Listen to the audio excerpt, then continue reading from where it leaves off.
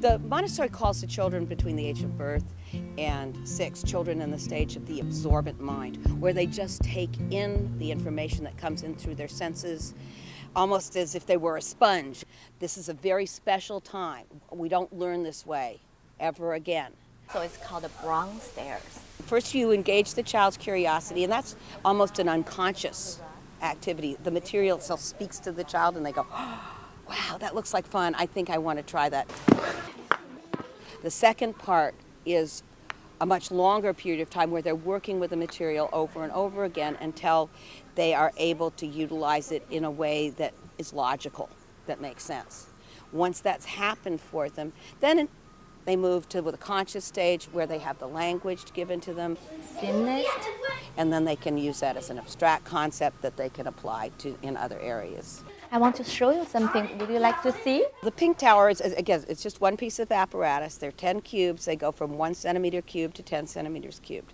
And it's an icon in Montessori environments. When they have their first lesson with the pink tower, they're being shown very, very carefully and slowly how to carry each cube one at a time from its resting place all the way to a rug where they'll begin to manipulate the cubes on their own.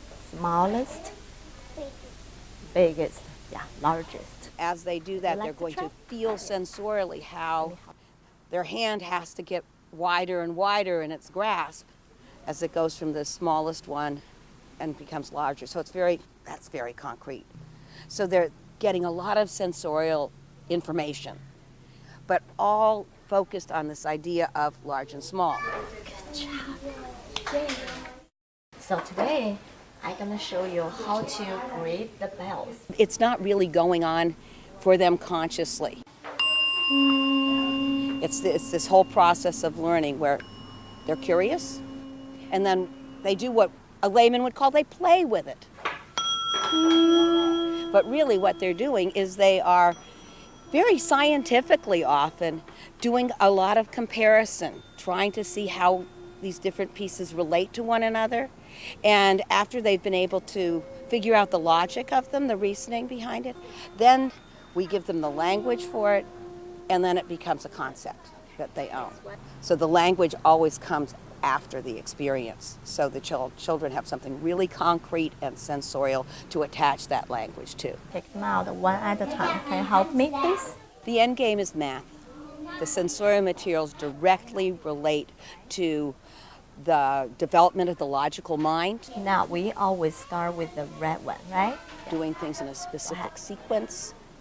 And clearly, the geometry is part of math. It's right there. When they're putting the constructive triangles together, they are seeing that you can have 2 triangles with the same area, and depending on how you put them together, you will have a different end shape. You can put 2 right angle scalene triangles together and make a rectangle. If you put them together in another way, you're going to have a parallelogram. We're not telling them this information. They're absorbing this information through their absorbent mind and making it part of the hardware and the lens through which they'll view their mathematical experiences later on. So this is all very much indirect and direct preparation for mathematics.